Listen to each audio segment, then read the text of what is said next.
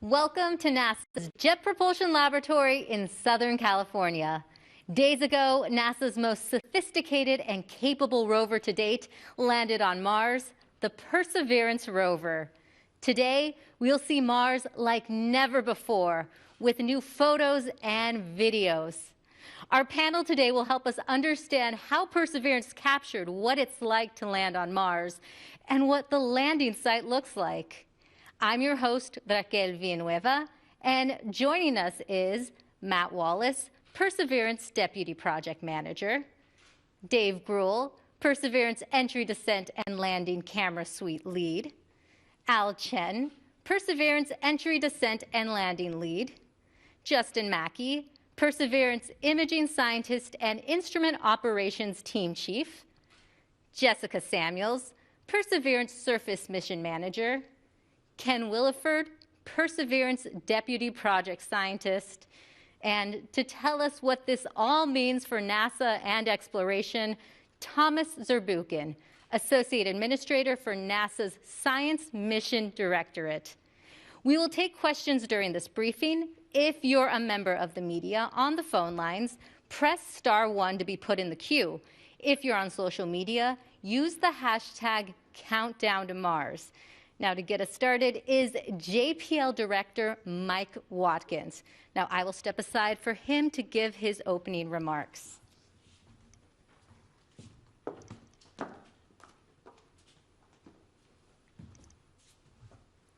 Thank you. Welcome back to JPL. We have a jam-packed press conference today, and I was just looking at the team here. I think we're trying to add it up, maybe 100 years of combined experience with Mars rovers on the panel today. Now, we have been working very hard since we landed. The surface team has been getting the rover set up for the surface mission. They've been working Mars time over the weekend, making fantastic progress, and you'll hear about that today. You'll also see some brand new images and videos that we acquired over the weekend, or downlinked over the weekend. And these are really fantastic images of the surface of Mars and the rest of the descent imagery that we got a preview of on Friday. These images have always been part of the history of JPL. We have taken everyone along with us on our journeys across the solar system through the rings of Saturn, looking back at the pale blue dot, and incredible panoramas on the surface of Mars. This is the first time we've been able to actually capture an event like the landing of a spacecraft on Mars. And these are pretty cool videos. And we will learn something by looking at the performance of the vehicle in these videos. But a lot of it is also to bring you along on our journey, our touchdown to Mars, and of course, our surface mission as well. And these are really amazing videos. We all binge watched them over the weekend, if you can call a 1-minute video binge watching. But we watched it many, many times, and it's really fantastic.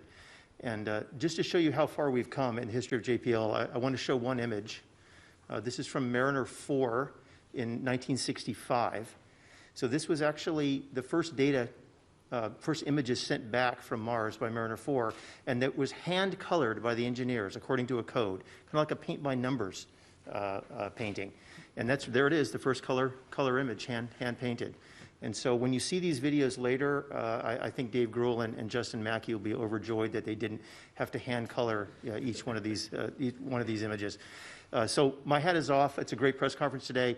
My hat is off to the team, for getting the rover to where we are and these fantastic images down. And to learn more about that team, let me introduce Matt Wallace. Thanks very much, Mike, and thanks for the nice words about the team.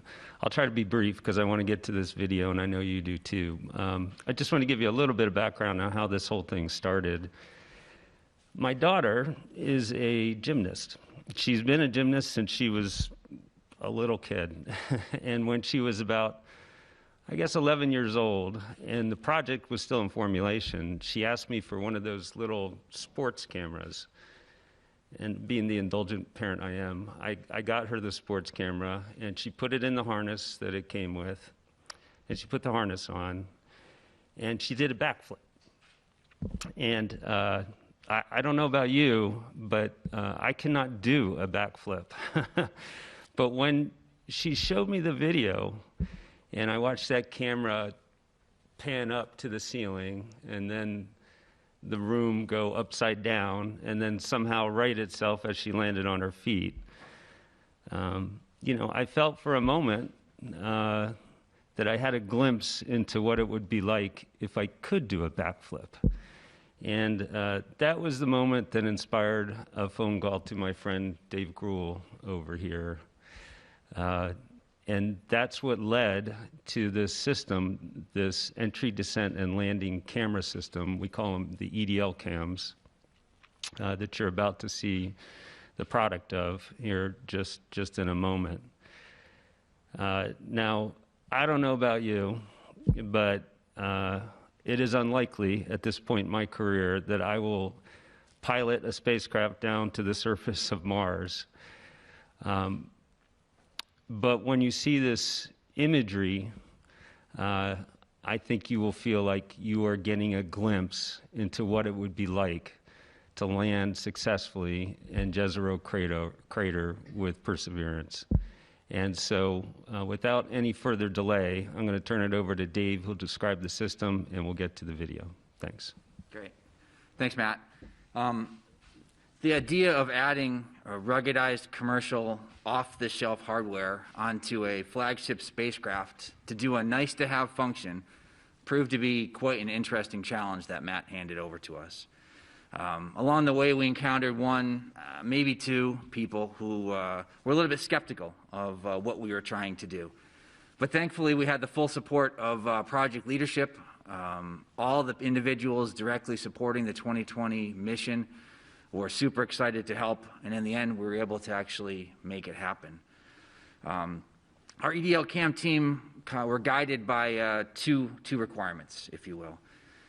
The first one was that the entry, descent, and landing system, camera system, must do no harm to the flight vehicle. And that's especially important during EDL. This was our one critical requirement, and as you all saw last Thursday, that requirement was met. The second item is not so much of a requirement as it is a mantra, if you will. We get what we get, and we don't get upset. We wanted our EDL cam system to get onto the vehicle and return amazing imagery of the vehicle landing in Jezero crater on Mars. Like every other element on the Mars 2020 spacecraft, individuals worked really hard and went above and beyond to make sure that their piece of the spacecraft did what it was supposed to do and would be successful. But in the end, we knew that our entry, descent, and landing camera system, the mission could still be 100% successful if our camera system didn't work. And if we could even get just one image or one piece of information back during EDL, that we shouldn't get upset and we should be excited. So as you probably realize after last Friday's press conference, the EDL cam system successfully captured some amazing imagery of the vehicle's descent and landing on the surface of Mars. We collected a little over 30 gigabytes of information and over 23,000 images of the vehicle descending down to the surface of Mars. As a quick introduction, if I could have the first graphic, a reminder for some of you exactly what are the sensors that we included in the entry, descent, and landing camera system. There are 3 cameras that are located on the top of the vehicle on the back shell. Those cameras actually capture high rate, 75 frames a second imagery of the parachute inflating in the Martian atmosphere. Now, one of the cameras stopped operating coincident with the mortar fire when the parachute was deployed, and that's to be expected. It is a very high dynamic environment, but luckily the other 2 cameras continued to operate as expected and captured some amazing footage of the parachutes inflating in that Martian atmosphere. We put one camera on the bottom of the descent stage. That camera looked down on the rover as we lowered the rover on the bridles. The mobility system latched into position, and then the vehicle touched down onto the surface of Mars.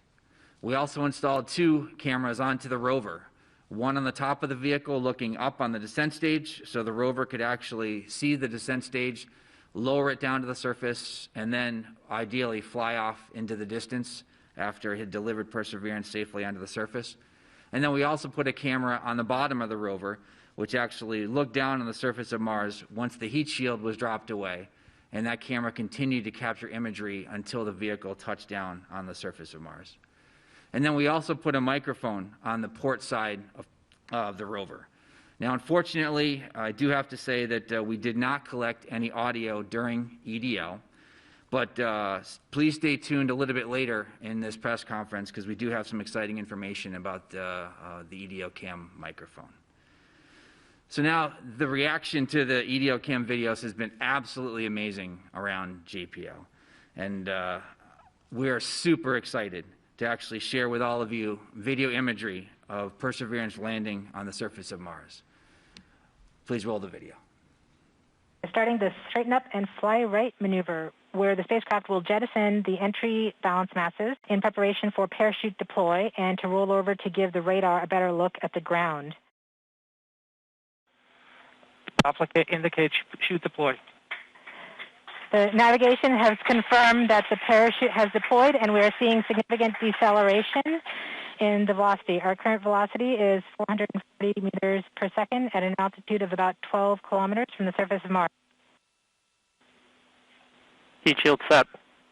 Perseverance is now slowed to subsonic speeds, and the heat shield has been separated.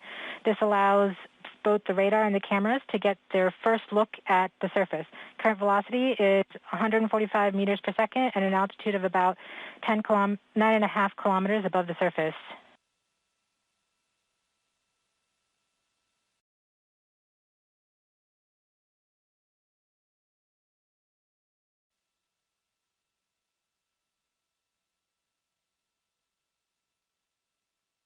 Nav filter converge. Velocity solution 3.3 meters per second. Altitude 7.4 kilometers. Now has radar lock on the ground. Current velocity is about 100 meters per second, 6.6 kilometers above the surface of Mars. Perseverance is continuing to descend on the parachute. We are coming up on the initialization of terrain relative navigation and subsequently the priming of the landing engines. Our current velocity is about 90 meters per second at an altitude of 4.2 kilometers. LVS valid. We have confirmation that the lander vision system has produced a valid solution and part of terrain relative navigation. Priming. TBA is nominal. We have priming of the landing engines.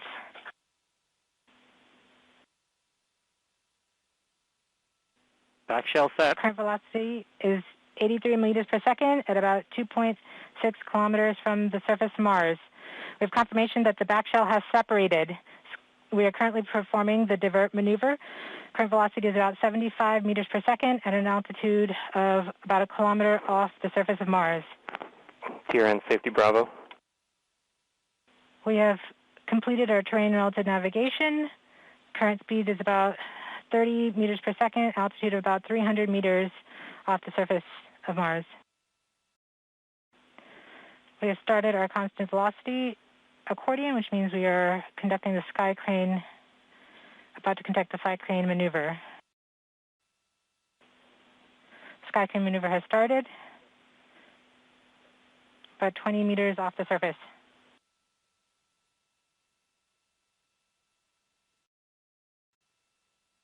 We're getting signals from MRO.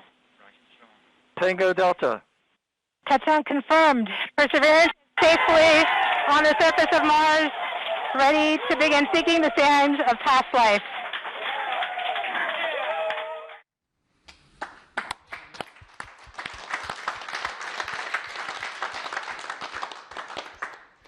It gives me goosebumps every time I see it. Just amazing. I hope everybody kept their hands and arms inside the vehicle at all times while it was in motion.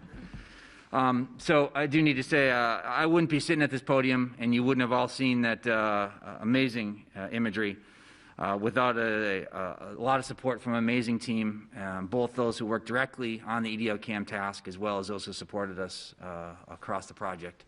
I thank you for everything you've done to get us here today. Just an amazing, amazing accomplishment. So I'm going to turn it over to Al. Al is going to be our color analyst. Doesn't have a telestrator, but he's going to actually walk through some of those videos in even more detail and actually show you some just incredible things that you can actually see once you look at those videos over and over.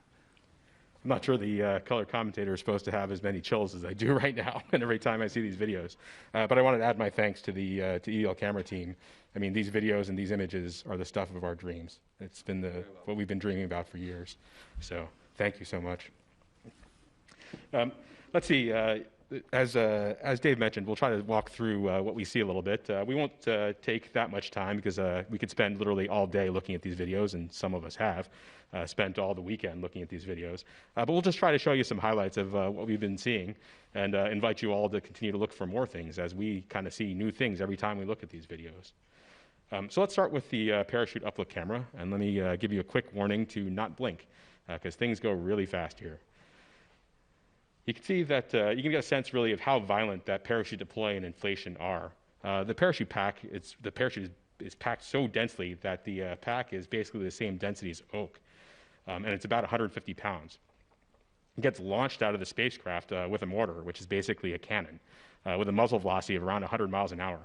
And the spacecraft itself was going about 1,000 miles an hour at this point, going about 1.75 times the speed of sound. So just in case you blink, let's show you that one more time. You can kind of see that in high speed and then or real time, and then we'll slow it down and take a look at the details. Okay, so let's try to walk through this a bit slower, this time at about quarter speed, and we'll pause at times to point out things we see. So let's start that rolling. Okay, here you can see the pack getting pushed out of there. You can kind of see the pack right in the middle as it's being pushed, and the parachute lid, which is right on top of it, it's kind of that circle to the left of the pack, was on top of the pack. It was there to protect the parachute during entry. It's got some thermal protection system material on it to keep the parachute nice and cool and protected. And the pack is used to push that lid right off the vehicle, given that cannon force. You can also see some of the other things that have popped off of that lid, which is kind of expected given how violent this launch really is. So let's move on from here. So we keep going out here, you can see the pack reach what we call line stretch. So that's as far as it's going to go. It's where the parachute's going to start inflating. That's about 150 feet behind the spacecraft, and it got there in just under 1 second. So this pack is really moving. That's pretty much, as the parachute starts to come out, you can see the pack is rotated about 90 degrees. That's pretty common. We've seen that in some of our testing here on Earth at high altitude as well. So let's keep going and take a look at the inflation. So that inflation really looks textbook. It's nice and symmetric. The parachute opens in only about 7/10 of a second, again, really fast. There's no evidence of tangling of the lines, which is great. There's about 2 miles of lines in the parachute system, so the fact that we don't see any evidence of tangling or any kind of other misbehavior is great news. And I'm sure we'll be studying this video for many, many years and picking it apart frame by frame. And of course, we have a second camera on board as well that recorded this launch and inflation of the parachute. You might notice the pattern that's on the parachute here. Distinct patterns are useful in helping us determine the clocking or orientation of the parachute. Also, the contrasting sections can be useful in tracking different positions of the parachute, different portions of the parachute as it inflates. So it's especially useful when we have multiple cameras, as we do here, and are trying to track features in the parachute inflating. In addition to enabling incredible science, we hope our efforts and our engineering can inspire others. Sometimes we leave messages in our work for others to find for that purpose. So we invite you all to give it a shot and show your work.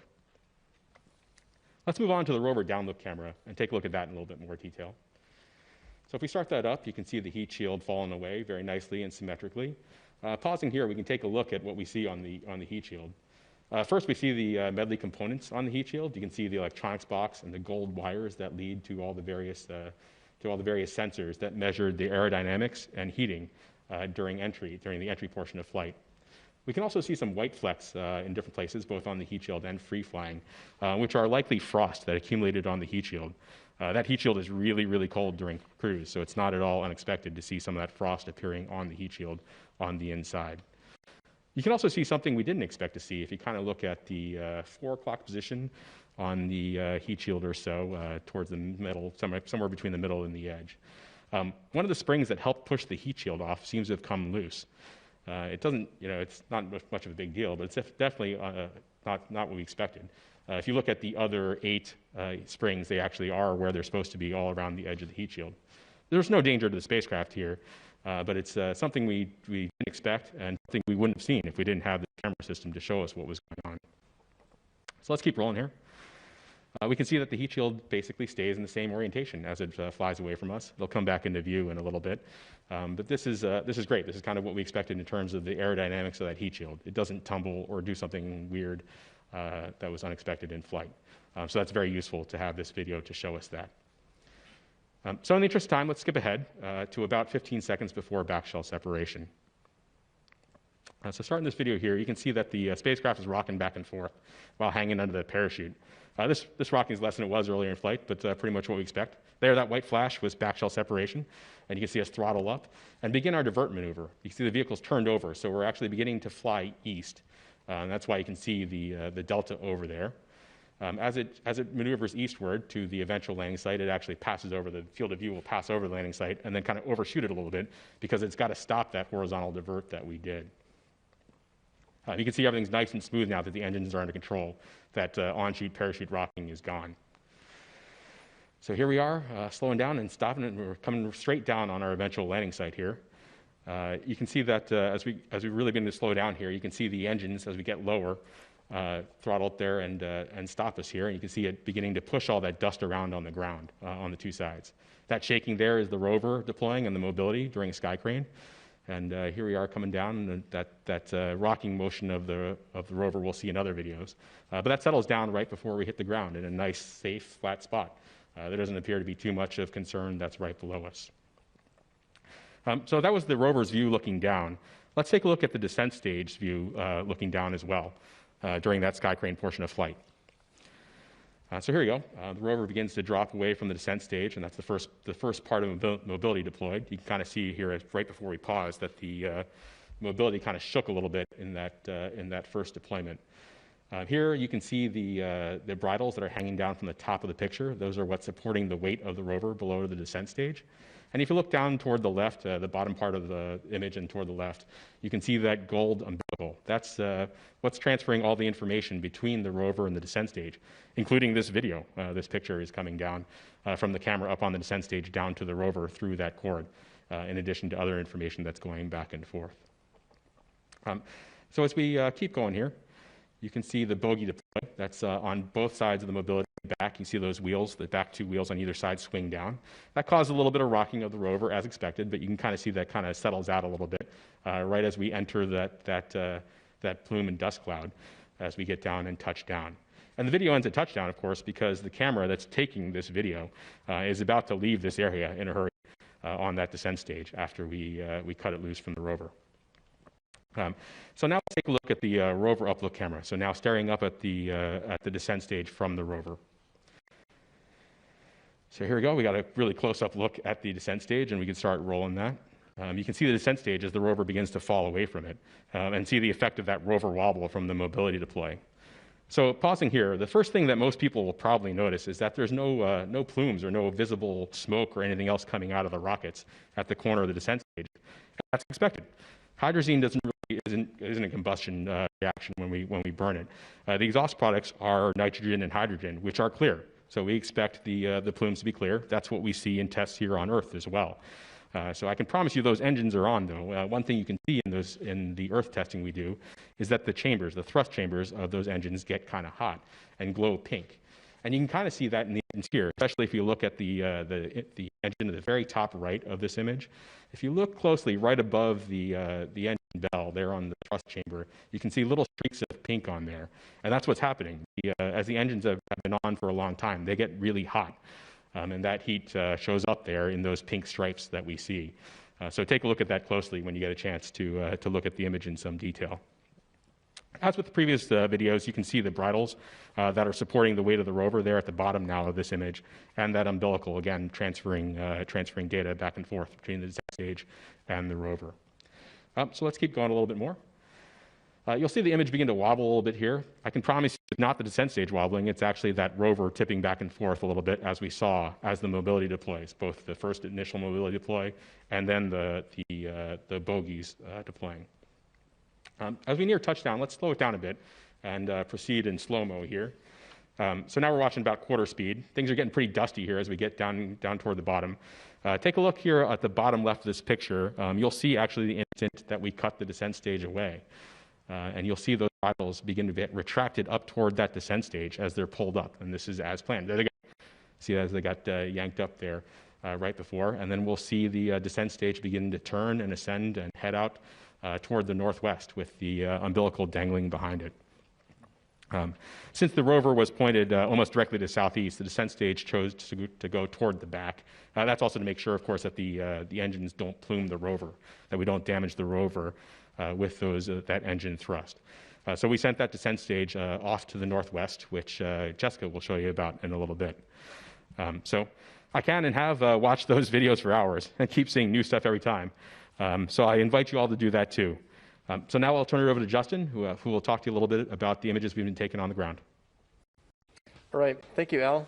I'm Justin Mackey. I'm the Mars 2020 Perseverance imaging scientist here, and I develop imaging systems at JPL.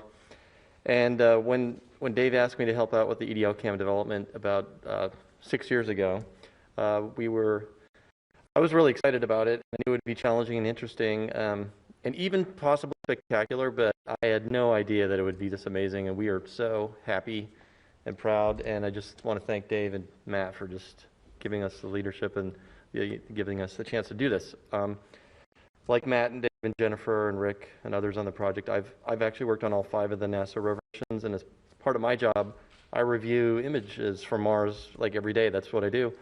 And when I saw these images come down, I have to say, I was truly amazed. And I know it's been a tough year for everybody, and we're hoping that maybe these images will, help brighten people's day. Your smartphones and make them your screen backgrounds and things. I'm just really happy that it all worked out. So now we're on Mars, and I'm going to talk a little bit about what we've been doing over the weekend.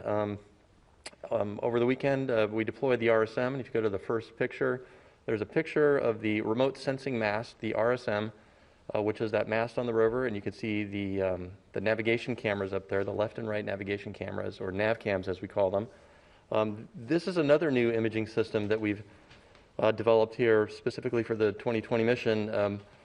These cameras represent a pretty significant advancement over previous imaging systems that we've flown. These are 20 megapixel color cameras with very high resolution and wide angle lenses that we use to basically map out the surface as the rover drives, and then we use these images to do planning and things.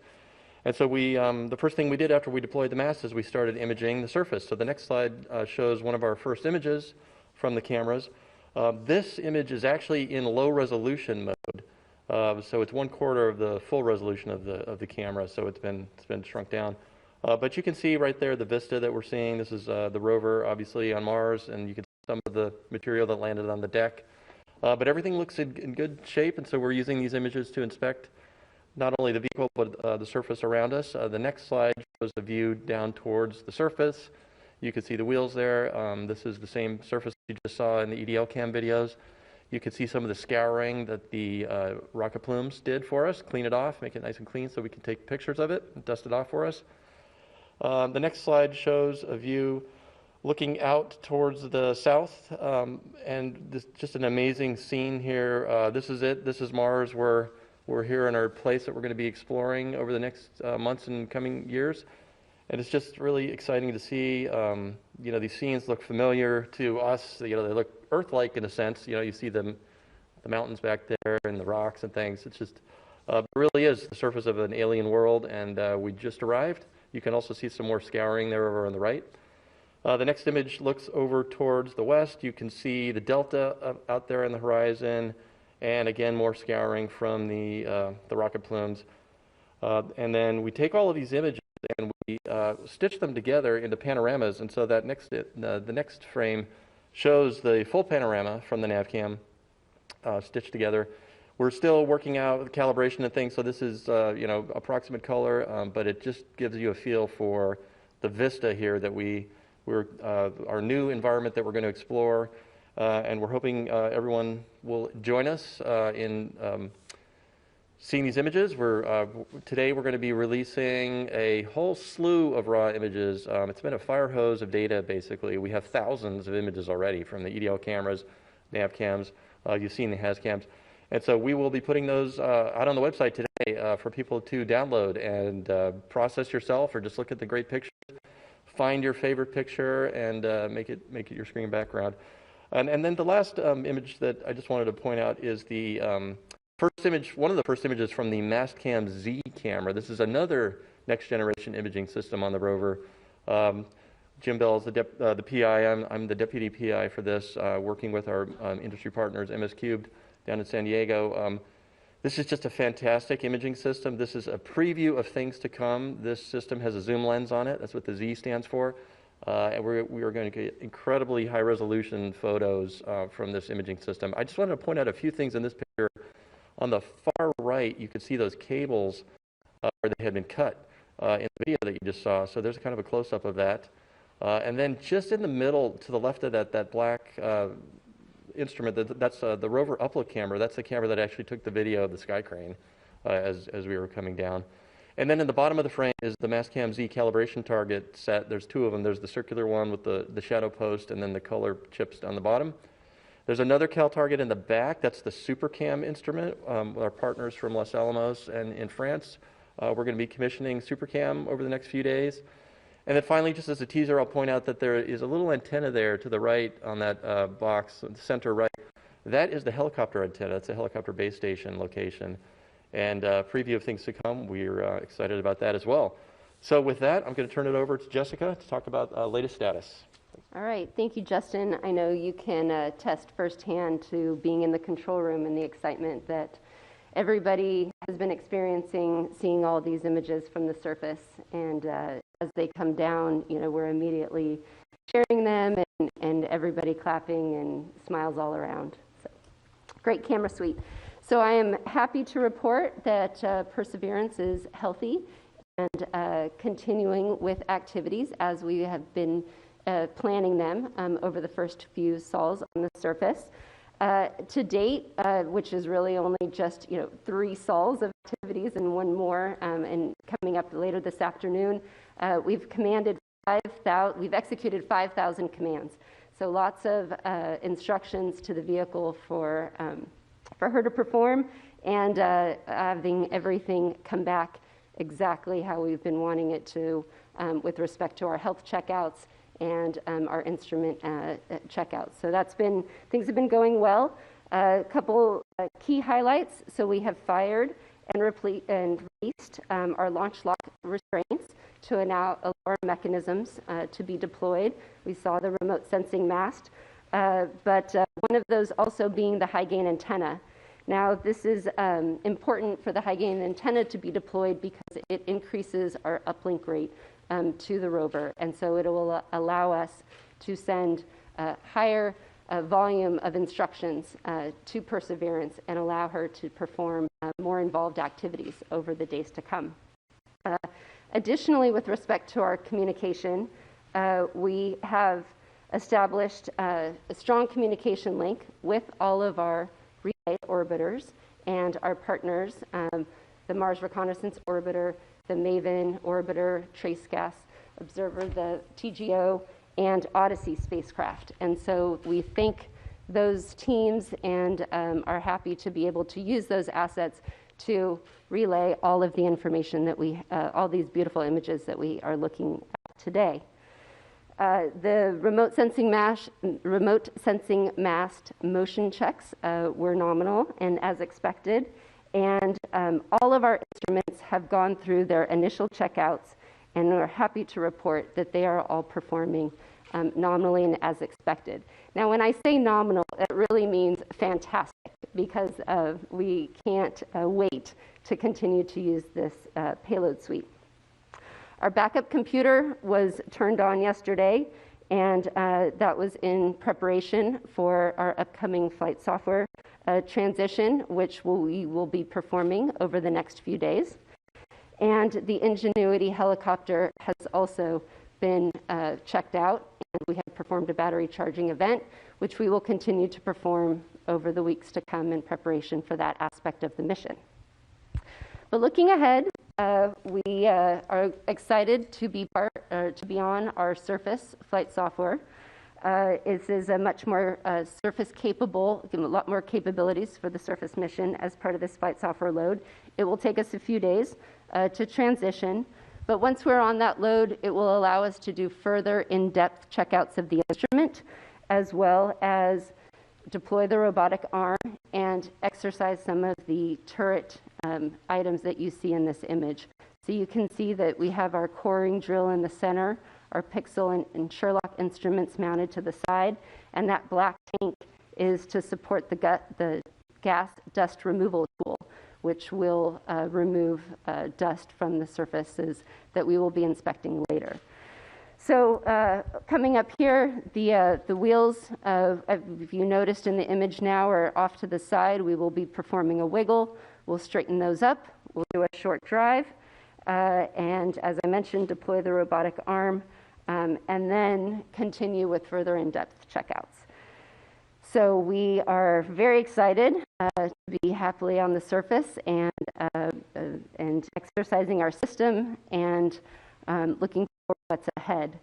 So going back to our partnership with the larger Mars spacecraft and science teams and community, we're really excited that the MRO spacecraft, Mars Reconnaissance Orbiter, and the HiRISE team was able to find our hardware on the surface of Mars. And so if you see in this image, if the next pop-up, you can see that we have the descent stage, the parachute, and the heat shield all here in this image. With a few stats here, the descent stage is about 700 meters away from where Perseverance is on the surface. Parachute is about 1.2 kilometers, and the heat shield about 1.5 kilometers. And so it's very exciting that we can see all these different components now that we've landed on the surface. And as a special treat, the HiRISE image was able to actually acquire the entry, descent, and landing event from their perspective, and we can never have enough images of this activity, and so this is a fantastic view. But I'm going to send it back to Dave here. He, as part of this suite, we have one more surprise, or one more gift, I'll say, that we've been able to receive from this package. Over to you, Dave. Thanks, Jessica. So I think we probably have overloaded your visual sense for a little bit. We're going to do something a little bit different, and I'm going to have some fun here for a second, too. So I'm going to get rid of this.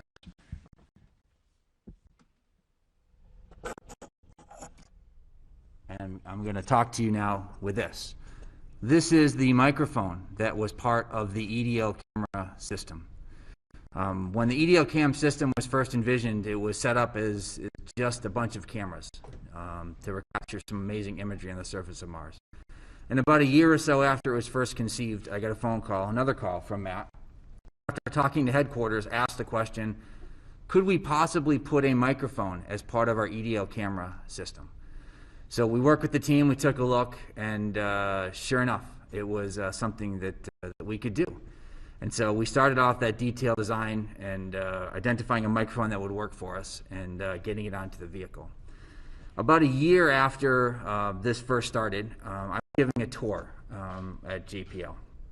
And I happened to mention to the group that I was giving the tour to that the decision had come down and we were working to actually include a microphone onto the vehicle. And after the tour was done, a gal came up to me and she said some things to me that I won't forget anytime soon. She said, I'm super excited that you guys are going to try to put a microphone onto the rover and get it to the surface of Mars. And I was very appreciative. And I asked her afterwards, I said, I'm curious, why is it that this relates to you so much? And her response was that her sister was visually impaired.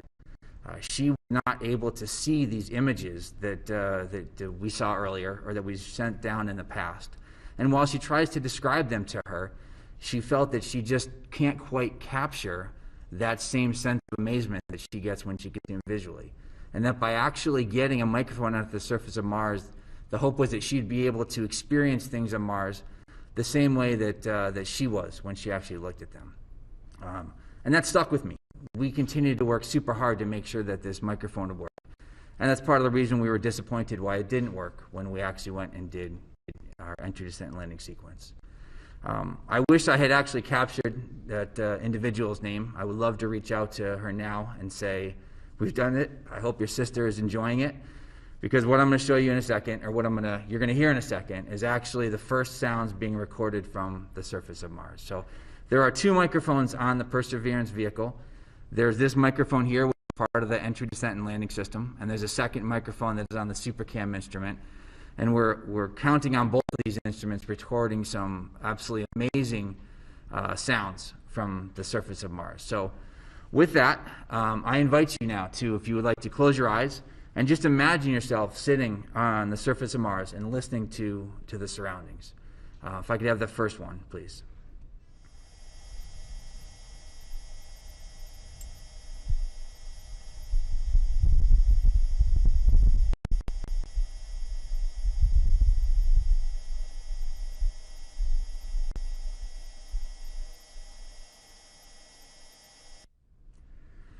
So that gentle whirl that happens in the background, that is a noise made by the rover. But yes, what you did hear 10 seconds in was an actual wind gust on the surface of Mars, picked up by the microphone and sent back to us here on Earth. The analysis indicates that was around a 5 meter per second type of wind gust. So we can sit here now and actually tell you that we have recorded sounds from the surface of Mars. So we have a second one, which basically further reduces the noise of the rover, so you can just hear what the wind would sound like on Mars. And once again, I invite you to sit back and have a listen to what it would sound like to be on Mars.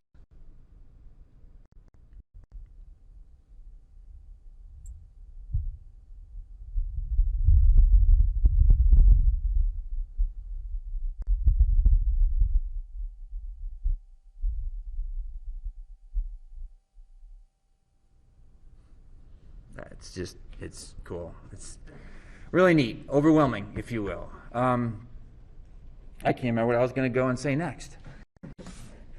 So we're looking forward to doing some amazing things with the microphones going forward. We need to work with the ops team. There's some great science that they're looking to do. We're hopeful that we continue to use these microphones, both the SuperCam microphone and the EDL Cam microphone, to capture sounds, perhaps the rocks interacting with the surface. SuperCam is going to use theirs to get some great data of them zapping rocks. So as you've heard and will continue to hear, we're just beginning to do amazing things on the surface of Mars. And now Ken is going to talk to you a little bit about the science that we've done to date and what they're looking forward to doing as we continue to move forward. Thanks, Dave.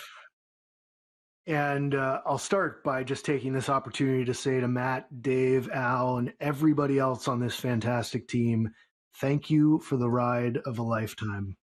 That is just incredible, what we've seen today, and what I'm sure we'll continue to see as the mission unfolds. So with all the focus on these spectacular videos and audio, we wanted to make sure to remind you that there's plenty of science going on already, with hundreds of team members poring over every new image. So if we can get the first of those images, as you'll see in this NavCam frame, we start with what may seem like very basic observations: light rocks, dark rocks, holy rocks. That's holy with an E.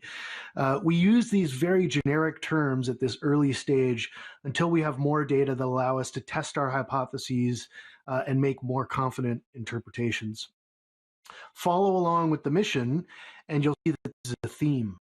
As we get closer, our view of Mars continues to resolve and a coherent story emerges. Next image, please. Finally, I just want to briefly point out that we are finding real science value in these EDL Cam videos.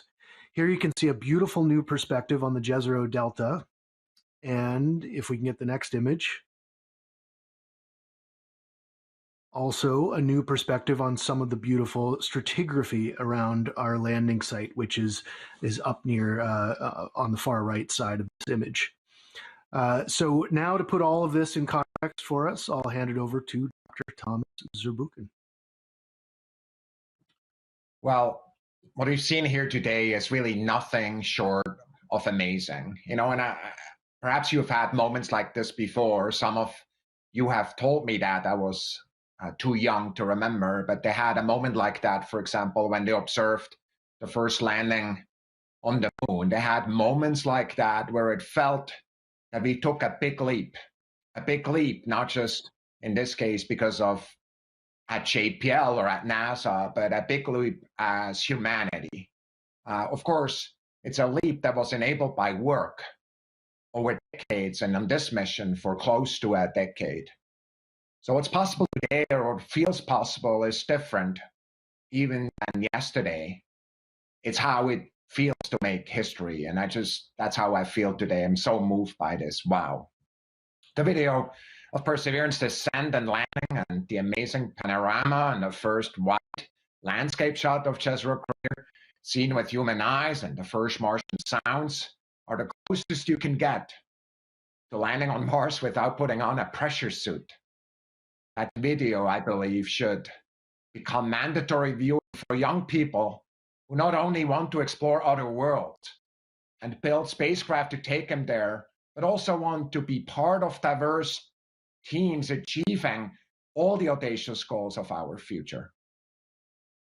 At the center of that is a team, and I'll ask for the next image. You should know, I met this team. I see me there in a dark suit next to Dr. Laurie Glaze, the Planetary Division Director, and Al, he just talked to you, is on his knee in there, and that's the entry, descent, and landing team. And we met him just hours before that historic landing. And I love this picture because, of course, the event today demonstrates that the human aspect of exploration. And that is, of course, every reason for what we can do at NASA, and also why we do things. The video and audio and images here provided to us are from the surface of Mars, and sometimes we forget if we look at that. Well, Rover shouldn't get all the fun. We want to make sure that all of us on Earth see and feel what it's like to be on Mars and explore other worlds. I'm so excited for the more than 1 million students who joined the Mars Student Challenge, and the many more across the world who will be inspired by these images released today and even yesterday. Their journey is also just the beginning. Just imagine Perseverance sitting on a hill, recording the next Martian landing with a cargo that is basically a rocket, and then the first from another world with samples bound for Earth that are collected by Perseverance now in the near future. Imagine follow the entry, descent, and landing of the first human crew on the planetary surface sometimes in the future. These future historic events, which I'm confident will happen, will be enabled by women and men working in diverse teams. Imagine the goals we can achieve together. So what is possible? Sometimes to address that question, it's good to look back and think where we've come from, just like my friend Mike did earlier.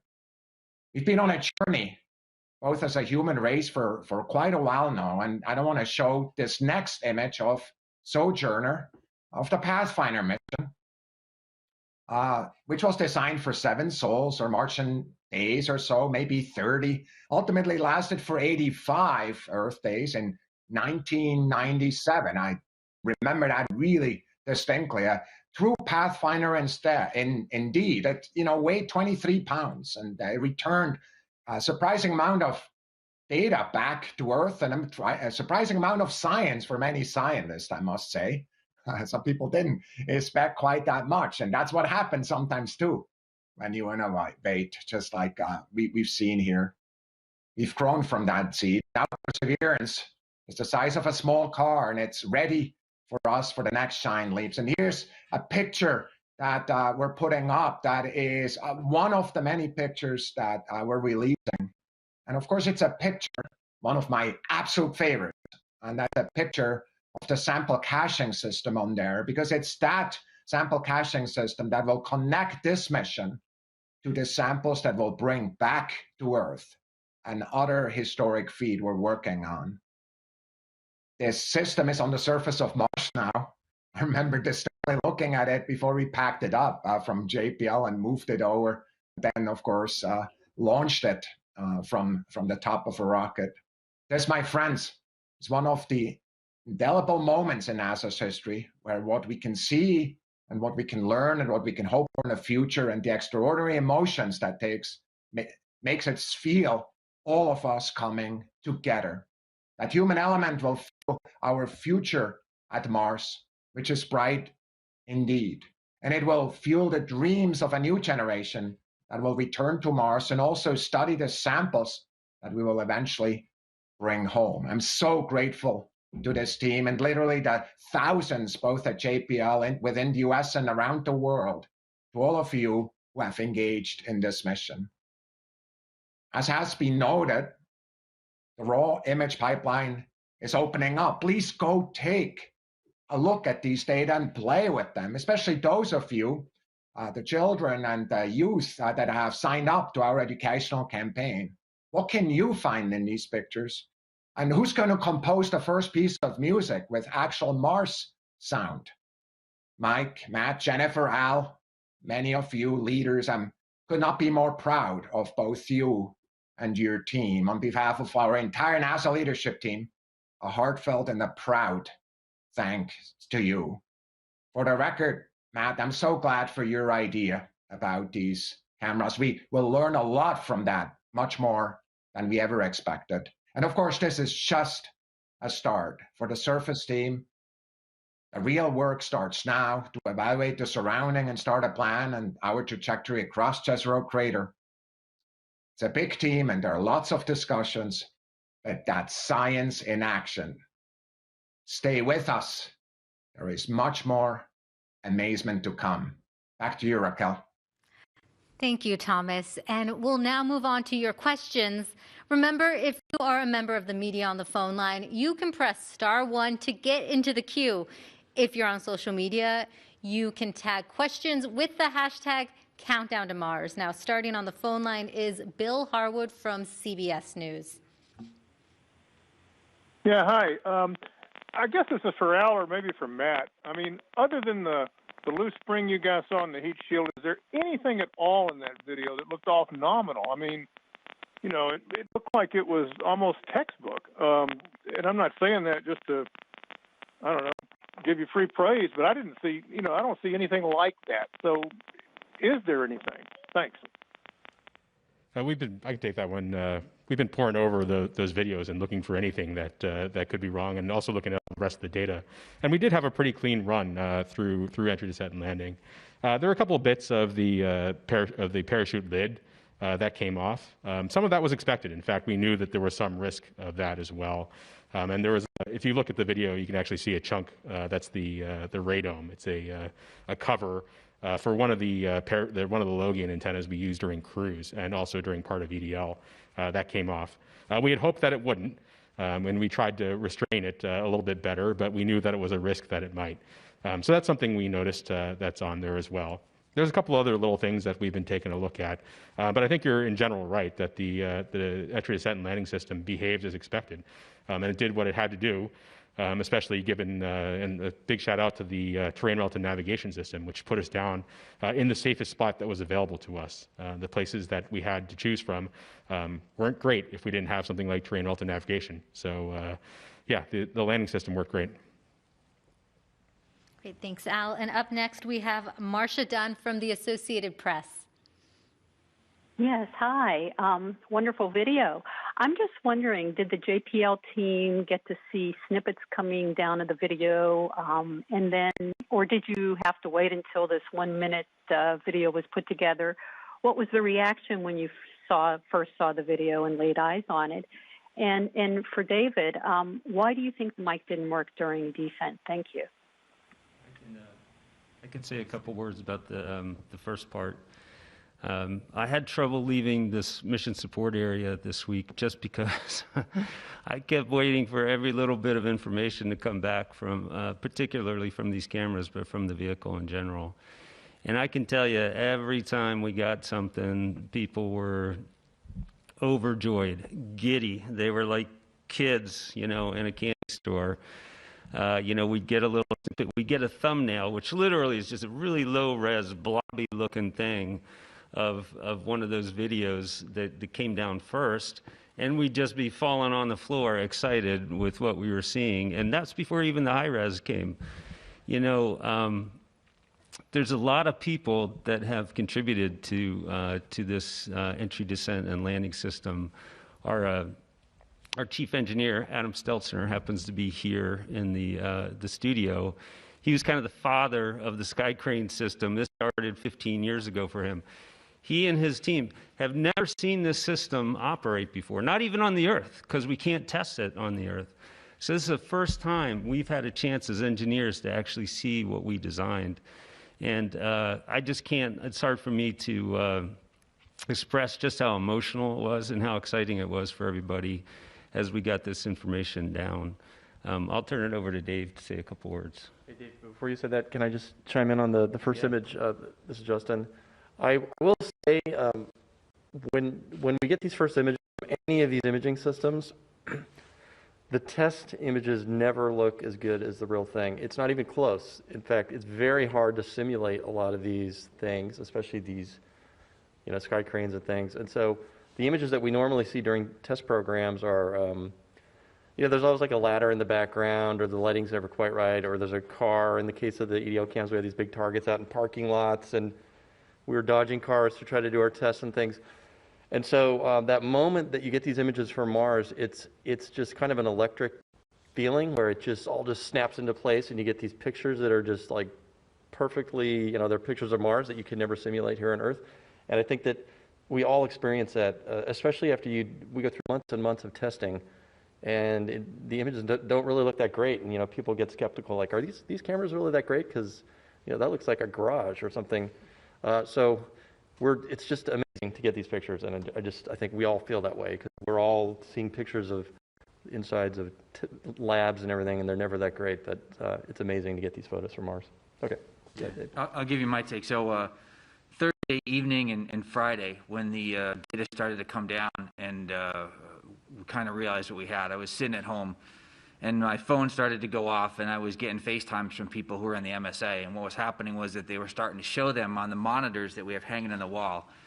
And people were turning their phones around and saying, Gruel, you got to see this reaction. And people were just jumping up and down and giddy and ecstatic. And it was a great feeling. I mean, from where I was sitting, I not only was excited to see these videos and what we had captured, it was also the fact that a lot of people had put in a lot of effort in to make this system work.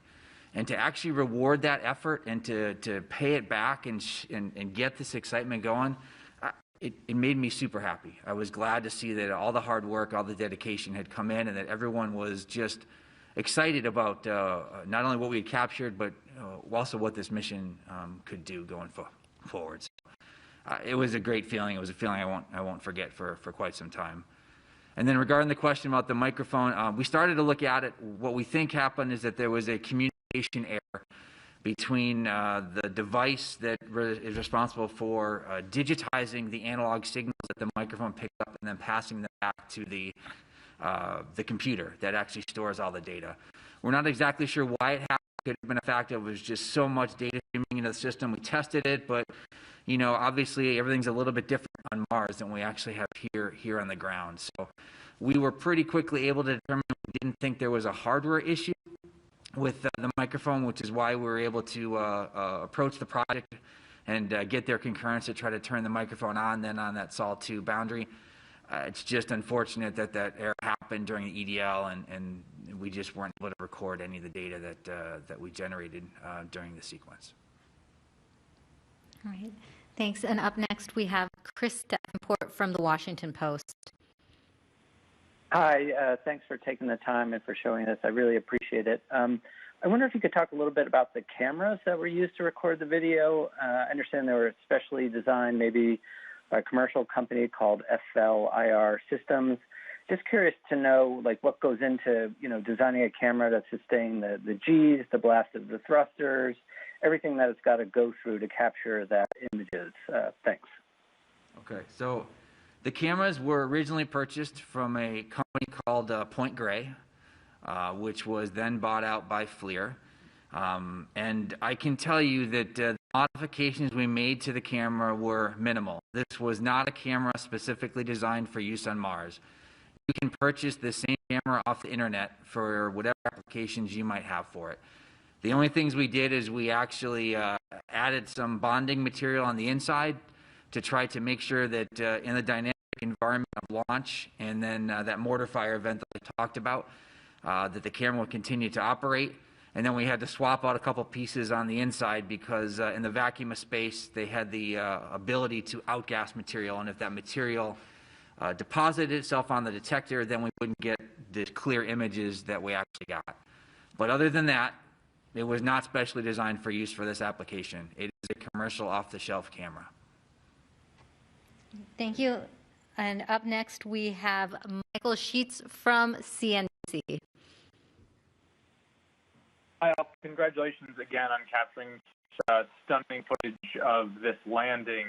I'm curious on two aspects. I mean, one, Adam Seltzer, you guys had said that in 15 years since he really engineered the sky crane, he never actually seen it in operation. I'm curious what Adam thinks about seeing this work on a planet, and secondarily, how this informs and how being able to actually see the landing informs future missions, even as NASA looks to one day land astronauts. What does this really teach you about trying to get people on the surface of Mars?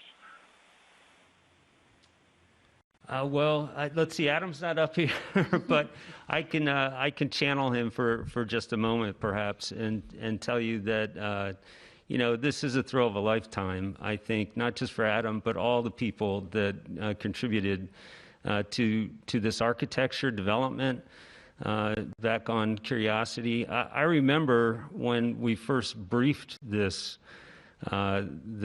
system, with the supersonic parachutes and multi-body systems, and we're going to lower this thing on a tether, and people just looked at us like we were insane. And Adam and his team, of which Al was part, they kept at it, and they explained why it made sense. They explained why it was robust. They explained why it would work.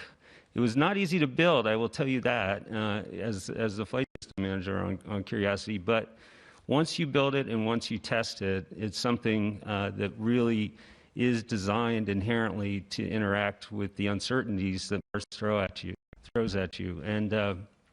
And so I think being able to see his system operate like this, in high definition, landing at Jezero, it doesn't get too much better than that, I don't think.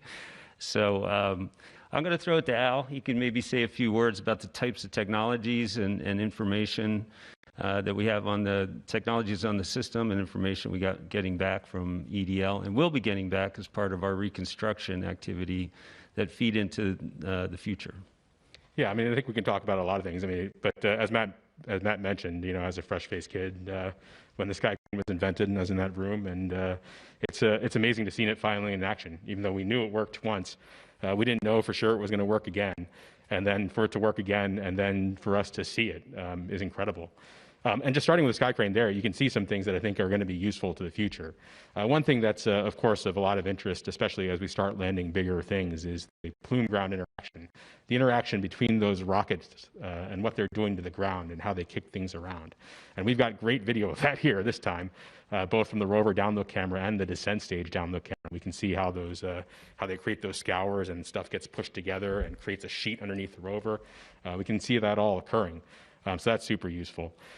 The parachute stuff too. One thing we didn't show necessarily here is that the parachute upload cameras, the two that we got, are at 75 frames per second. So we can see that inflation that only occurs in 0.7 seconds, in less than a second, and see that snap open and look at all the details of how it unfolds and how it's symmetrically inflated. And all those things are very useful for future missions, both whether they're landing more things and people or stuff and then people. SRL, other missions are going to use, future missions like the sample retrieval missions, are likely going to use things like parachutes and rockets, of course. So we're very interested in seeing how those cameras and what we see in those camera images can teach us about how those systems are actually performing and make our systems more robust in the future. Thanks, Al and Matt. Up next, we have Ken Chang from the New York Times. Hi, thank you. I was wondering if you can give me a few more details about how the data came back. Those 30 gigabytes that was collected, how much has come back, and what was the data rate that you were able to send them information back? Thank you. Maybe Jessica can... So I can say that as part of our commissioning activity, we actually walk the data rate up over the course of our different overflights with the orbiters. And so we start with a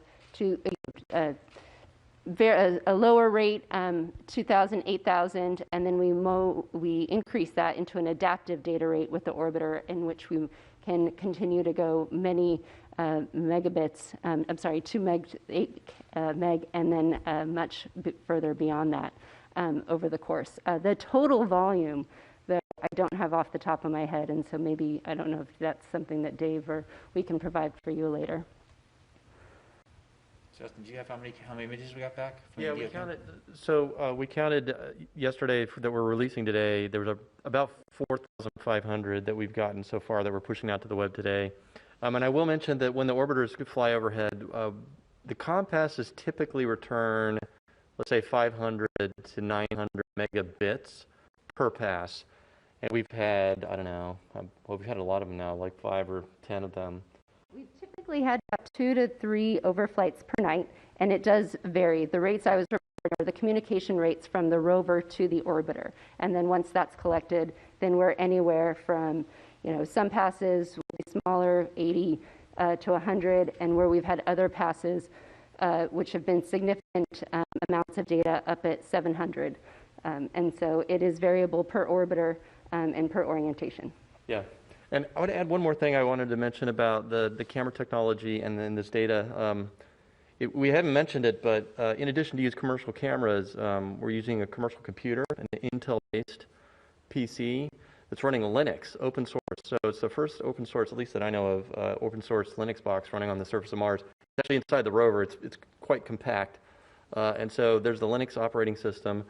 And we compress the video using FFmpeg, which is another open source tool. So thank you to the open source community for allowing us to use your amazing software. Appreciate it. I just very briefly, I just want to note, as Jessica said, you saw some of the terrific imagery from the Mars Reconnaissance Orbiter. We've been getting fantastic support from the orbiter community, not just MRO for both that imagery and the comms, but also from MAVEN, which is a Goddard spacecraft, from Odyssey, one of our older orbiters, and from the ESA European Trace Gas Orbiter as well. Some of the biggest data volume passes we've had brought back a lot of this imagery, came from our partners in Europe, and so thank you all to them. Okay, and up next on the phone lines is Mike Wall from space.com. Thank you all for doing this, and yeah, it's really amazing video. Thanks for sharing it. There's a question for Dave. What do you anticipate doing maybe with the EDL mic now that it's up and running? Do you see it having any kind of diagnostic uses during the deployments of the robotic arm and sort of like the instrument checkouts and so forth? What do you see it doing aside from recording Martian wind and the sound of the dirt under the wheels and so on? Thank you. Yes, we've had a lot of discussion about how we might be able to use both the EDL cam microphone and the super cam microphone to do those type of diagnostic stuff. I mean, the ops team right now, I don't want to speak for Jessica, but they're focused on getting the system deployed, and capturing noise of that is definitely not the first priority. They need to focus on getting this vehicle ready to perform some amazing science. But that doesn't mean in the future we could not sit down and discuss the possibility of capturing audio files of an actuator as it actually spins on the surface of Mars. The noise is an incredible thing that engineers can use to basically detect the health of moving systems, gears and actuators and things like that. And so if we get a snapshot of a actuator today, and you can compare over time, do another snapshot, another audio file of that actuator in the future, compare the two and see if there's anything that can be learned in terms of the health of that device. Now, with that said, I do need to remind everybody that the microphone that's in the EDL camera system, just like all of the cameras and other hardware, is off-the-shelf hardware. It is not designed to live in the hostile environment of Mars. It gets down 120 degrees plus below zero at night, and then it warms up significantly more in the day to, minus 40 or something like that. So those temperature cycles and that cold temperature are going to significantly limit the life of these devices. They're just not designed to last for long periods of time. The SuperCam microphone might continue to work. It actually is designed a little bit more for this particular environment. It can last longer. So I think, you know, as you heard, I think Dr. Z mentioned earlier, we're always surprised by how rugged and robust some of our items are, how long they actually last. You know, they continue to operate far longer than we designed them. We've gotten pretty lucky over the last couple of days. Perhaps we'll get lucky and the hardware will continue to operate on the surface of Mars and allow us to do those type of diagnostic things in the future. I don't know, Jess, you want to add anything more about how you might consider using them? Well, I can say that that application was one of the things that we had projected and tested and wanted to make sure that even though this was a capability that was part of the cruise and entry descent and landing software package that we're operating right now, we've also carried that capability forward into our surface software. And so assuming the hardware is good, we're open and ready to use it. Yeah, and I will mention to the question, we actually have gotten requests from instrument teams wanting to turn on the microphone to observe their instrument functioning. Moxie is one of the instruments. It's going to be generating oxygen, has compressors and scroll pumps and things. And they actually want us to use the microphones to do diagnostic acoustic measurements. So I actually think that this might become something that all rovers might want, because everybody knows that when you hear something squeaking, it's diagnostic. Maybe you need to check it out, and it tells you a little bit about how it works. And so we will find out how these get used. It's actually kind of exciting, and we're getting requests from the teams. So we're working to put those into the plan. Well, I'll just say I hope it does survive long enough so that we can hear those wheels crunch over the surface of the planet, because I think we would hear it. And I think it'd be great to hear that big rotary percussive jackhammer drill taking that first sample of a rock on Mars as well. I think we'd hear that also. So I'm hopeful that our little microphone will hang in there for some of those events. Great. And up next is Lisa Grossman from Science News. Hi, thanks for taking my question. The video is amazing, and a lot of it looks a lot like the animations that you've shown before the landing to kind of advertise this. Excuse me. Going forward, how will you distinguish the video that is the real video from the animations to kind of make it clear to people what they're looking at and keep them from getting confused or not be fuel for conspiracy theorists saying we haven't actually done this? I guess I could try to take that one. I mean, I think we should label very clearly which ones are from Mars and not. I think it's clear to a lot of us, but I think you're right, given the way that the animation's been pretty good. You get a sense for how that could be confusing. I think we should label them going forward. Now that we have this kind of video, we should be clear about what's real. What a great problem to have. Exactly. I mean, it's an amazing problem to have. Justin, do you have any thoughts? Yeah, I can attest to it's real. It's actually real. I know, because I know the data very well. It's stunning and it's real. And that was our thought too when we first saw it. We're like, wow, this doesn't look real, but it is, and that's what's so amazing about it. And you know, I know I've seen some of the video games are getting pretty good. You know, if second glance you look at a sports game and it looks like it's real, but it's fake. But this is actually real stuff, and that's why it's so exciting. And I actually just want to say, for those of you that want to go watch the videos, personally I like watching at like quarter speed or even slower, because there's so much detail in there that anyone who's done animations knows that would take a lot of time to do. And it all happened so quickly, and the camera cut everything, and so that's how we know it's real, because we know so much about these systems. But there's just so much detail that's one way that you could look at. But yeah, there's one other thing I forgot too. I remember early on MSL, when they started coming up with the animation for Curiosity's landing, we had a discussion about the plumes actually coming out of the descent stage, and the fact that they were clear and that you wouldn't see them in real life, like you don't see them in the Rover upload camera. But we thought that it would be that people would be expecting to see them in the animation, so they took some artistic license in putting them there. So here I can tell you now that hopefully our future animations will show the right thing and show the clear plumes like you see in the real video. Yeah, and the same comment for the exquisite detail on the Rover. If you actually look at every cal target's in place, every little twist, every tie, cable tie, they're all there. In the animations, you usually don't have that. When you get down to that level of detail, at least now you typically don't, because a lot of the things happen kind of last minute, and as the rover's getting built and people slap things on and they're not in the drawing, so the animators don't pick it up. And that's another thing that's amazing about this video. Every single detail is in there, so encourage people to look at it. It's fun. Yeah. Thanks, Justin. It really is some beautiful detail. Now we have a social media question to take. Jerome on Twitter asks, on some pictures we can see dirt and small rocks inside the real wheel rim. Was this expected, and will it become an issue if more dust and sand is picked up along the way? Yep, I can speak to that. So it's not uncommon for us to have rocks and dirt inside the wheels, either from the landing event or as we're driving across the surface. You'll also notice on the deck, we also experienced some of that debris coming down on top of the rover. And we design our mechanisms for these conditions, so we don't expect any issue with the material from the landing event or as we continue to rove across the surface. Thanks, Jessica. And right now we have a call from Eric Berger on ARS Technica.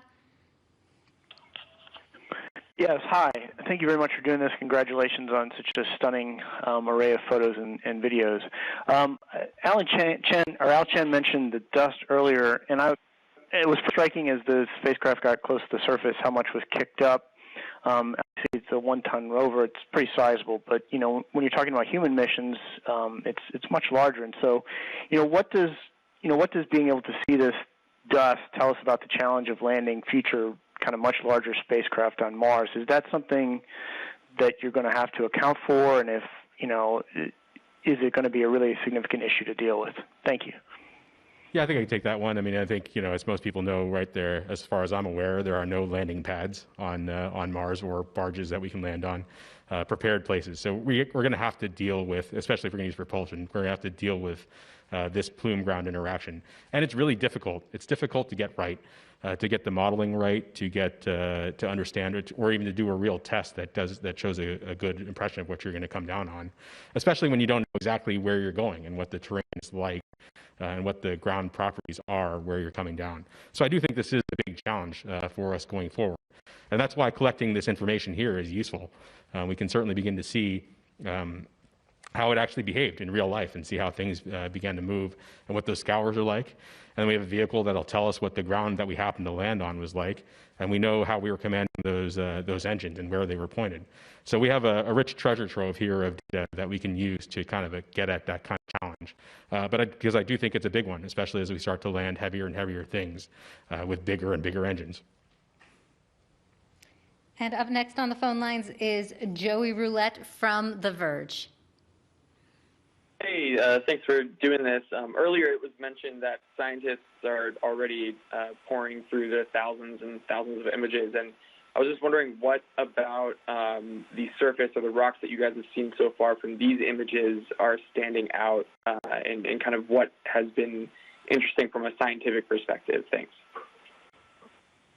Ken, Ken's there? Yeah. Okay, Ken. Sure. So you can go online and see that image that was put up during my little bit there. But we're noticing basically the different colors that we see and textures and tones. And so one thing that's striking to me, standing out to me and some of us, is that a lot of the rocks that are labeled as light rocks seem to have a rough texture, whereas some of the darker rocks further afield that are higher standing, more like large boulders, seem to be smoother. That can mean something about the grain size and the potentially the composition of the rocks themselves. One of the things we're noting as the resolution gets better is that these light rocks closer to the foreground may actually be kind of dark on the inside, and that the light tone we see may be largely due to dust covering, and where the rocks stand up a bit higher and have less dust, they tend to appear dark. So a lot of new patterns are emerging. And then, of course, one of the most exciting and interesting things are these, what we call the holy rocks, that are, in some cases right under our wheels, and these smaller cobbles that are right around the rover. I didn't mention, but one of the possibilities for those holes is that they are what we would call vesicles, which would be due to gas escape from a volcanic rock. We're not calling them vesicles at this point because it's important for us to stay open to the different possible interpretations and not get locked in yet on limited data. But if they are volcanic rocks, that is enormously important to us because it potentially provides an opportunity to get a really nice radiometric age or an absolute date if a sample like that comes back to Earth. But then again, if you go back to images from many previous Mars missions, rovers and otherwise, you'll see that wind abrasion can cause those sorts of holes in all different types of rocks. So just a few of the thoughts that are emerging, and then of course we're starting to get views of the Delta Front now, which just have us, on cloud nine, looking at some of the targets further afield that we're excited to explore. Great. Thanks, Ken. We have another phone line question. Mark Zastro from Astronomy Magazine. Hi, thanks for taking my question. I guess this is a question for Al. And I was just wondering if you could speak to the performance of the landing vision system, if you've gotten a chance to dive into that, how the range figure and terrain relative navigation really performed, and just sort of what it was thinking, how it was making its decisions as it descended. And then when you look at its performance and its accuracy, how do you judge it? And can you see that improvement over Curiosity? Yeah, that'd be great. I mean, I was really hoping for a chance to speak to that a little bit, actually. The lander vision system, as part of the terrain relative navigation system, really did great. In fact, here's some stats, right? Based on the targeted, well, we took many images on the way down. We got tons of landmarks. We were very able to match up what we saw with our onboard map. It was almost perfect, better than many of our field tests or even simulations. So we got a very good lock on where we were. And in fact, when you combine that with our safe target selection and where we flew to, we only missed the targeted pixel by about 5 meters. So we were aiming for a particular spot on the planet once it had decided what was reachable and what the safest spot was. And given how well the lander vision system performed and our system in flying us there, we only missed by 5 meters. So that was really great. I mean, I think we've really showed that this system can do what we wanted it to do in helping us figure out where to go and go to a safe spot. Great. Thanks, Al. We have so many questions coming in that we are going to keep the phone lines open for a little while longer. Remember to press *1 to get in our queue. For now, I'm going to take a social media question from Bob on Twitter, who asks, how does the processing power of the onboard computer compare to a great smartphone? Matt, do you want to take that one? Yeah, sure. That's a good question. In the space business, we have to build things that we know are gonna work. And space is a pretty hostile environment, and the surface of Mars is even worse with the temperature swings, which we were talking about. You need systems that are capable of dealing with the radiation and the temperatures and really perform with very high reliability. So as a result of that, we have a tendency to use systems that have been around for a while, they're well shaken out. And on Perseverance, we're using the same computer that we used on Curiosity, in large part because we know it worked and we wanted to have that successful flight heritage that we had from the previous mission. So this is a computer that you would have found 15 or maybe even 20 years ago that we're flying. Having said that, these EDL cameras, which we were just talking about, are off the shelf, state-of-the-art, new technology. And it is always a thrill for us when we have the opportunity, like we did in this particular application, to bring that kind of technology into our systems. It's a very powerful way to multiply our functionality and our capability. And so this was a great example of being able to use new technology. So I don't know if that's an exact answer to the question, but in short, that's a summary. Great, thank you, Matt. And Thomas, we actually have a question for you coming in. Hayden, an 11-year-old from Ireland on Twitter asks, what advice would you give to a budding planetary scientist in working towards maybe being part of the mission that will bring back samples to Earth in the future? Oh, I'm so glad for that question. I think about that a lot. And the advice I would give is, first of all, that's exactly the right time to get into that career. For Hayden, there could not be a better time to join that career. Even if you started 10 years earlier, or in 10 years, now is the time to start that. The advice I would give is, go really start playing with data right away. Yes, go to school. The teachers that are there are your best allies going forward. That eventually, probably you'll be perhaps at the university or at an advanced school, but go to school, do that. But the other thing I want to just give you advice on, Hayden, is we're putting all these data out. Be your own researcher, learn how to do that, go play with it. That's what research is so much about, and find others who are just as excited as you are. And I'm sure soon enough we'll have you on our teams in the future. That's some great advice. Thank you, Thomas. And up next we have on the phone lines Alexandra Witz from Nature Magazine. Great, thanks very much. I'm not quite sure who to address this to, but I wanted to ask about InSight and whether InSight had heard Perseverance landing. So I'm not sure anybody up here has the latest information. Do you, Al? Have you heard anything new? Just heard from other folks on the team. I'm not sure if this is official or not, but that they hadn't seen much yet. I think we'd have to check, to be honest, to be sure we get the right answer. So. Great, thank you. And then another phone line question from Jackie Goddard from the Times of London. Hello, congratulations everyone. One of the most common questions that I get from readers who aren't generally a scientific audience but regular folks is, what is the point of spending all this money to go to another planet and explore it? And sometimes that's not even a question, it's a statement. There are cynics out there. Can you say why we explore, and how does humanity benefit from you finding out what you find out and doing what you do? Thank you. Give everyone who wants to answer time to answer. I can, or Thomas, did you want to? Thomas might want to comment.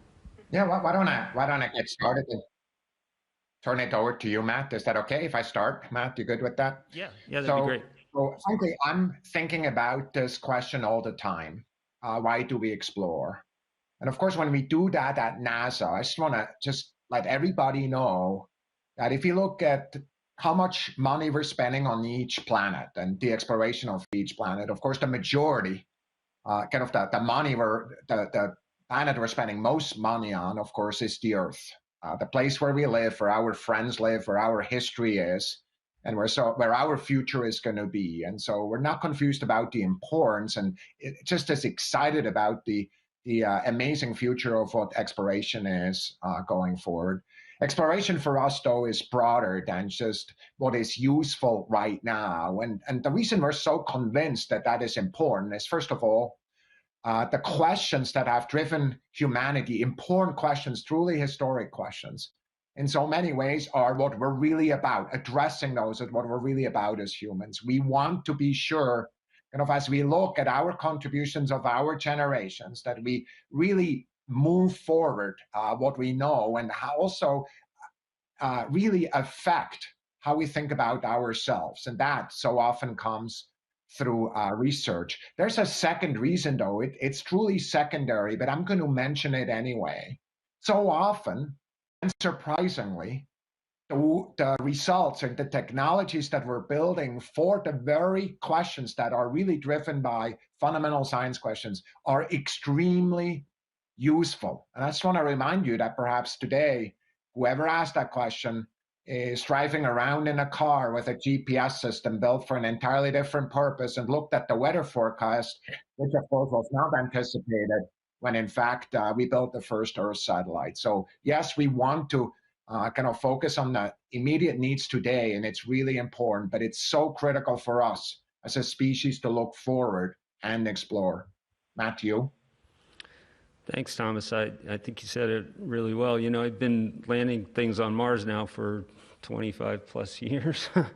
And so I've had a chance to go out and talk to a lot of different people, and it's not unusual when somebody asks this question, and I used to, have a long list of reasons, and there are a good long list of reasons, but fundamentally I've come to the conclusion that in some ways it's kind of a moot question, because how can we not explore?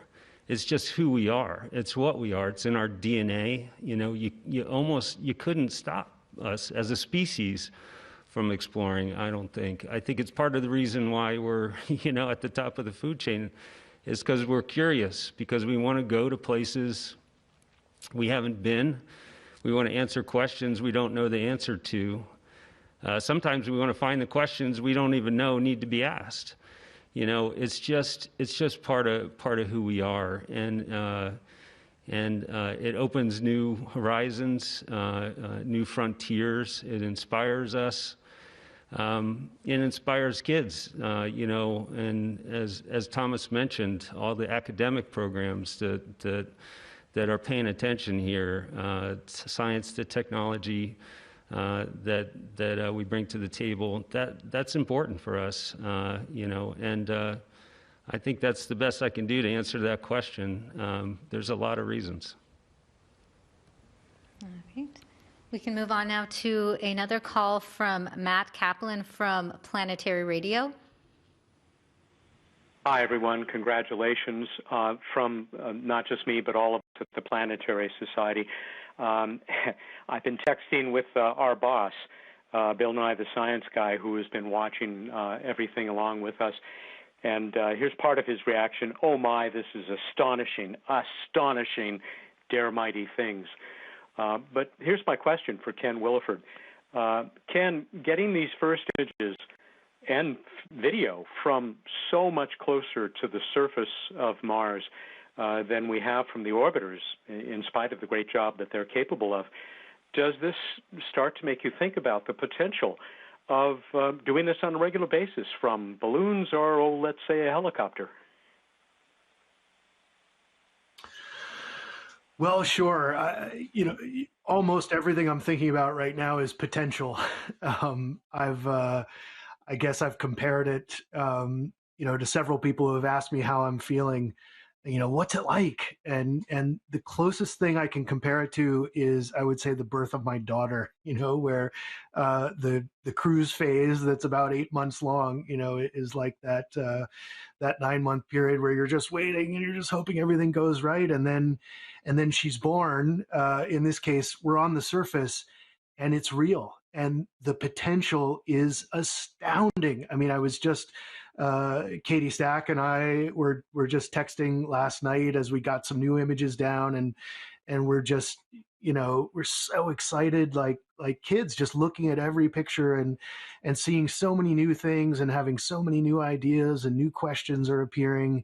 And the potential of it all is what strikes me more than anything. We have so far to go, so much to learn, and I just couldn't be more grateful to have made this transition from all the years of hard work and stress and wondering, is it going to work out? How's it going to work out? To now, when we actually get to do this thing, it's amazing. Great. Thanks, Ken. And up next, we have Irene Klotz from Aviation Week. Thanks. Just looking ahead a bit, what's been this is probably for Jessica. Have you made any progress homing in on a site for the helicopter flight demos? And if so, about how far from the Perseverance landing site are those? So the team has started to evaluate and is using the images that we've received from entry, descent, landing, as well as now these images that we've acquired over the last couple sols. We are fortunate to have landed in a potential spot for that, but the team is still evaluating and is looking forward to additional imaging from the 360-degree panorama from the Mastcam Z, as well as future data that's to come down. So we have not locked in a site yet. That will still be work for the team to go looking forward, whether it's here a few hundred meters away. And we have a social media question coming in. Jake, who is 12 years old on YouTube, asks, was there one point you thought that this would be impossible to do? That's a great question, Jake. There might have been many points when it felt a little impossible. I'll give you my one moment, and then the other folks may want to add in. And that's last March when the COVID pandemic struck. We had just shipped the spacecraft down to Kennedy. Dave Gruhl, who, believe it or not, this whole EDL camera gig is not what he does for a living. He was our assembly, test, and launch operations manager, and he, along with his deputy, Art Thompson, were responsible for assembling the flight spacecraft, testing it, and getting it down to the launch pad for launch. That's actually what he did for a day job. So the pandemic struck about a year ago, and Dave and I and Art and others we're just constantly on the phone trying to figure out how to react to it and how to respond to it. I said it before, we didn't have a lot of margin, we didn't have a lot of time. We were figuring out a lot of things as quickly as we could, and our focus was shifted from trying to get the spacecraft built and tested correctly and staying on schedule for the launch, because if you miss it, you got to wait 2 years for these planetary launches to Mars. And suddenly our whole focus had to change to keeping the people safe and keeping their families safe as a number one priority. And I wasn't sure, honestly, I wasn't sure we could do that. And I knew that if we couldn't keep them just as safe as they would be at home doing other things, that that could be it for us for this opportunity. We got tremendous support across the board from the institution. Here at JPL, from headquarters, Thomas and SMD, and we got through it. But that was the existential moment for me. That time right there, the first 3 to 6 weeks after COVID really hit hard. So, anybody else? Same answer. Yeah, exactly. Same answers. Okay. Yeah, I'll add to that. One of the things that's interesting about these jobs we have are we spend years, 7 or 8 years for me and all these guys, years and years of work building, testing, making sure it's going to work. And I have to say there's some amount of stress involved when you spend 7 years of your career doing something and then it all comes down to like one moment. And for me, it's obviously like those first images that come from the cameras, you really want that to work, really, really want it to work, and you've tried everything you can do to make sure it'll work. And so, but it's definitely, we try to be open-minded about what could go wrong. We try to cover all our bases, and that's what's one of the great things about JPL is that there's a team of people here, really smart people. You go to these reviews to review your product and your designs. We call them withering reviews. You get a lot of tough questions, but that's one of the really, JPL is a real gem of a place because we built this culture of always questioning what could go wrong, but hoping for the best, and it's a really interesting experience. I think we all share that. Yep, I will agree. I think we invite the feedback from each other and our reviewers to make sure that we are thinking about all the things that we need to think about and pushing ourselves to meet those challenges. And of course you want it all to work, but there are some things that you worry that you didn't think about. But as a community and as a collective and as a team, we use each other to help make sure that we're covering those bases. The team really did persevere, and we are here today. Up next is Leo Enright from Irish Television. Thanks very much, Raquel. I just realized there's no doubt about it. 12-year-olds definitely ask the best questions. But if you'll forgive me for going geeky on this, could somebody talk to the traversability of Canyon de Chelly now that you've seen these amazing pictures? Do you think that you can just simply turn around the rover and head directly west-northwest, possibly right past the descent stage? Or realistically, are you going to have to go to the northeast, around Olympic, and then to Chamanfoya? I'm sorry for being geeky, but it's kind of a serious question. Can you move quickly? So I'll comment, and I'll let Ken comment also. We have spent, as we do in our development program, as we were mentioning, a lot of time in different conditions to evaluate the performance of our system. And one of the things that we did on this mission compared to other missions was to enhance that traversability capability with enhanced autonomous navigation and as well as processing while we're driving, so to increase our drive rates. Now, we have many more images still to assess in terms of evaluating our path forward, but I'll let Ken speak to maybe some of the areas that we are interested in pursuing. And what's really great is that we work together, with the science and engineering team to evaluate those paths and what sort of terrain is the best for our system.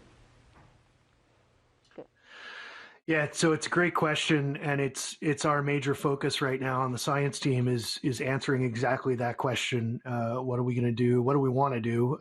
Where do we want to go?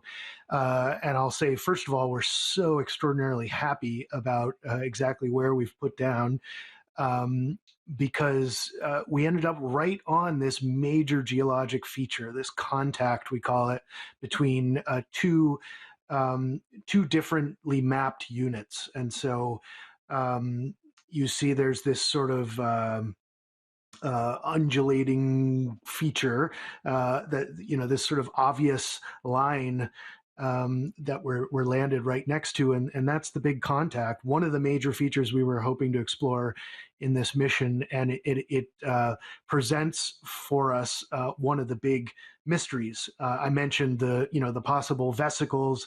It gets down to one of the big questions for us early on is, what is that crater floor made of? And are there igneous rocks there, sedimentary rocks, both?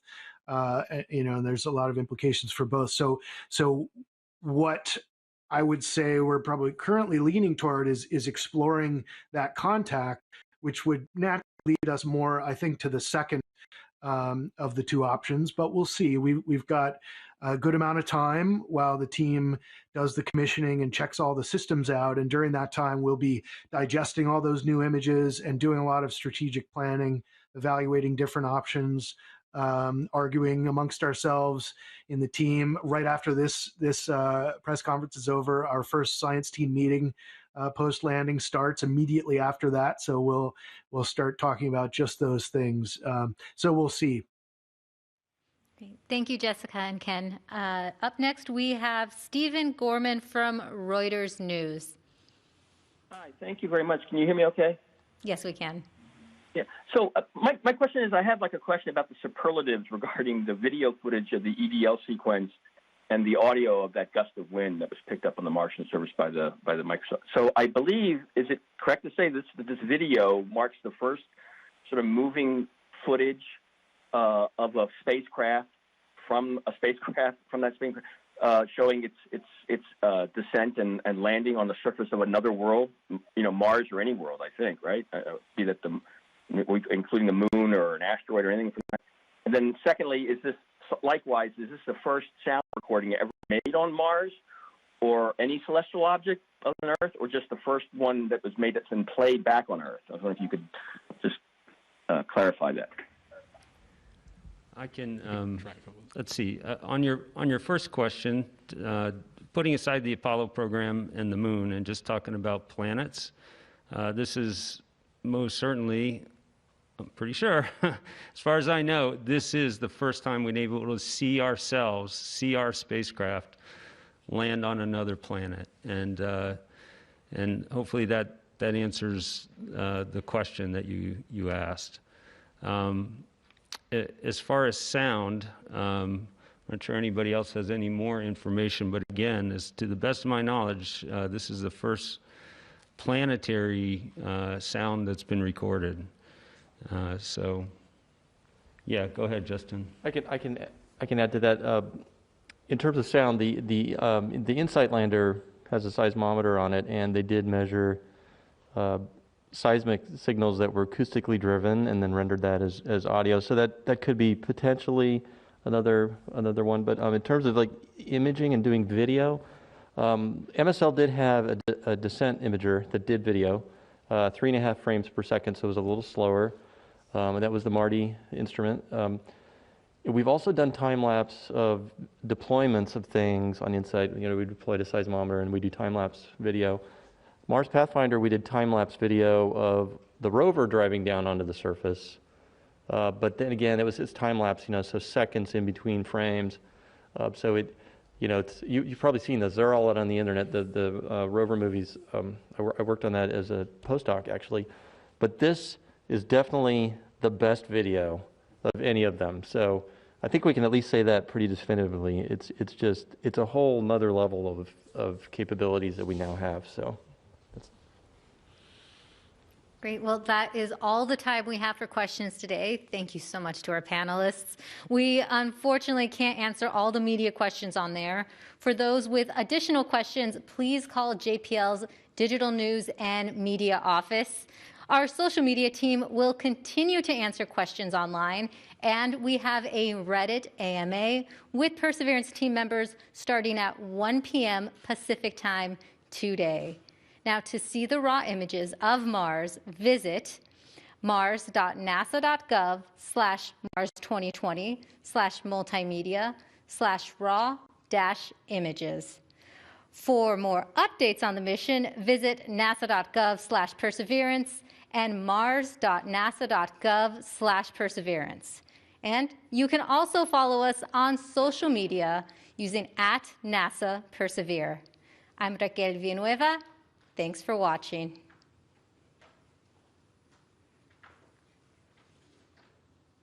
Starting the straighten up and fly right maneuver, where the spacecraft will jettison the entry balance masses in preparation for parachute deploy and to roll over to give the radar a better look at the ground. Indicate chute deploy. The navigation has confirmed that the parachute has deployed, and we are seeing significant deceleration in the velocity. Our current velocity is